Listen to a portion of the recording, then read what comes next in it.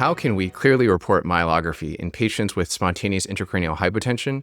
I'm Francis Deng, a neuroradiologist at Johns Hopkins and podcast editor for the AJNR.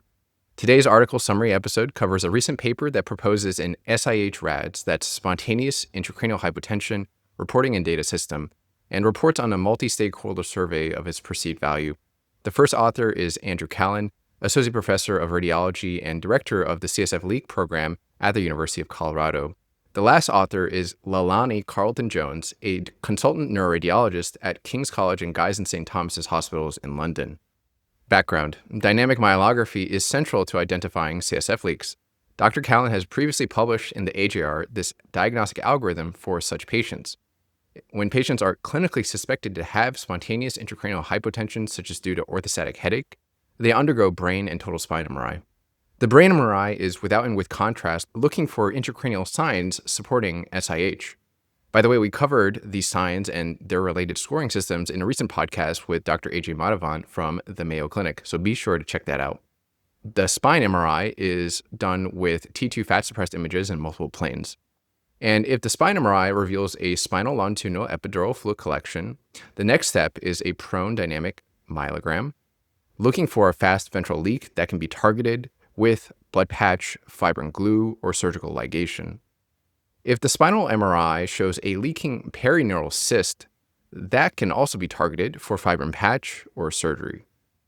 If there are no spine MRI findings to localize a CSF leak, it is important to know, yet likely underappreciated, that the evaluation does not stop there. If there is sufficient clinical suspicion, either based on the brain MRI findings or clinical context, the next step is to try to look for a CSF leak in these cases. And under this algorithm, that is typically done with a dynamic CT myelography performed on each left and right lateral decubitus sides in order to evaluate for a CSF venous fistula. In some cases, MR myelography with the off-label use of a small amount of intrathecal gadolinium-based contrast can also be performed to evaluate for a slowly leaking cyst. In these cases, if a leaking cyst is identified or a CSF venous fistula is identified, then these can be treated in a targeted manner. Enter SIH-RADS.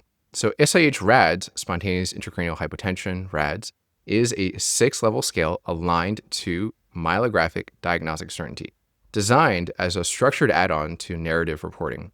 This system was designed by a group of neuroradiologists in the author group, and the language was further refined with the input of 2 patient authors who have undergone workup for CSF leak in the past. SIH-RADS 5 is definite positive with precise localization. SIH-RADS 4 is definite positive with uncertain origin. SIH-RADS 3 is possible positive. SIH-RADS 2 is unlikely positive, and SIH-RADS 1 is negative, whereas SIH-RADS 0 is a technical failure. So let's take a look at these one by one. SIH-RADS 5 is a definite positive with precise localization. The definition is clear evidence of a CSF leak or CSF venous fistula with precise localization on imaging. Figure 1 shows us several examples. Panel A is a prone dynamic CT myelogram showing a split of contrast from a ventral leak as evidenced by a sliver of contrast connecting the intrathecal and extradural contrast pools. Panel B is a lateral decubitus myelogram on CT showing a lateral leak, that is, this contrast is projecting outside of the thecal sac and leading to a pool of contrast in the epidural space here. Panel C is a right lateral decubitus CT myelogram showing a CSF venous fistula. We can see this irregular outpouching adjacent to the thecal sac, leading to curvilinear contrast wrapping around the right paravertebral region. That is a paravertebral vein that is opacified with contrast, indicating a CSF venous fistula. The recommendation associated with SIH-RADS 5 is targeted treatment based on the precise localization of that leak or fistula. SIH-RADS 4 is a definite positive but uncertain localization. The definition is clear evidence of a CSF leak or CSF venous fistula, but the precise localization is uncertain. Figure 2 shows several examples.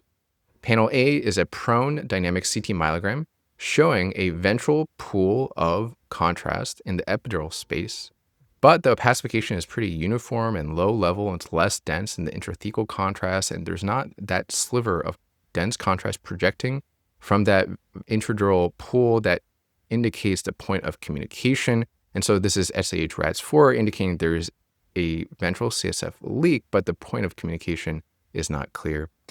Panel B is a lateral decubitus dynamic myelogram showing several irregular collections of very dense contrast within several adjacent neural foramina.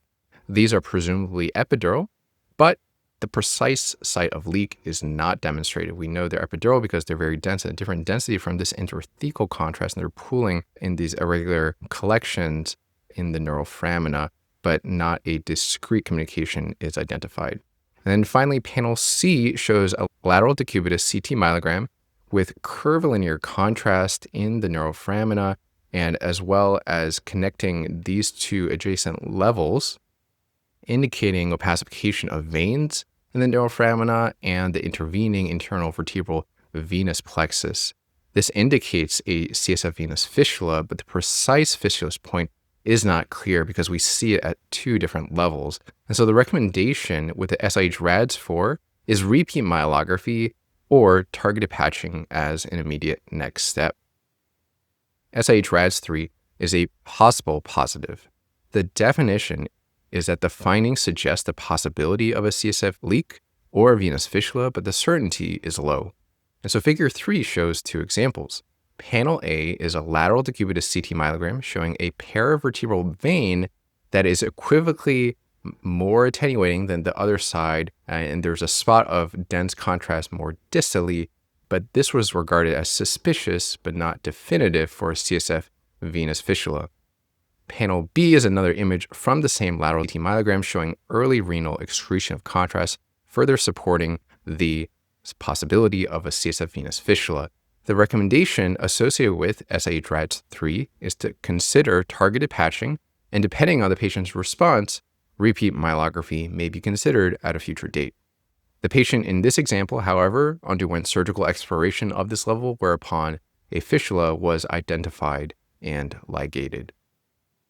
SIH-RADS 2 is an unlikely positive, and the definition is that the findings are unlikely to represent a true CSF leak or CSF venous fistula, with a higher likelihood of the findings described reflecting artifact. So figure 4 shows one example. This was a lateral decubitus CT myelogram that shows an apparent minor increase in attenuation of the internal vertebral venous plexus that was attributed to beam hardening artifact from adjacent dense intrathecal contrast. So this was called unlikely positive, but there's still a finding there. And so for SIH-RADS, no definite action is required. You kind of treat it as a negative. However, if clinical and radiographic suspicion for SIH is high, targeted patching or repeat myelography can be considered. SIH-RADS 1 is a negative study. The definition is you have a high degree of certainty that there is no evidence of a CSF leak or CSF venous fistula on dynamic myelography. Figure 5 was a left lateral decubitus CT myelogram performed on the same session as a right lateral decubitus CT myelogram, and both showed no abnormal venous opacification at any level, so this was reported as negative exam SIH-RADS 1. For this, the associated recommendation is that no definite action is required, but remember, if MRI brain indicated a high probability of CSF leak, repeat myelography should be considered, and if there was a high degree of clinical suspicion for a CSF leak, you could consider empiric non-targeted epidural patching as well. Now, the last category, SIH-RADS 0, is a technical failure, and figure 6 has some example. Panel A shows inadequate contrast layering. We see some contrast in the ventral aspect of the thecal sac on this prone dynamic CT myelogram. However, it is not a lot. It is clearly posteriorly displaced by ventral epidural fluid collection, but the amount of contrast in this case is not adequate to really give confidence to the radiologist that they would be able to detect a ventral leak occurring at this level. Panel B is excessive motion artifact.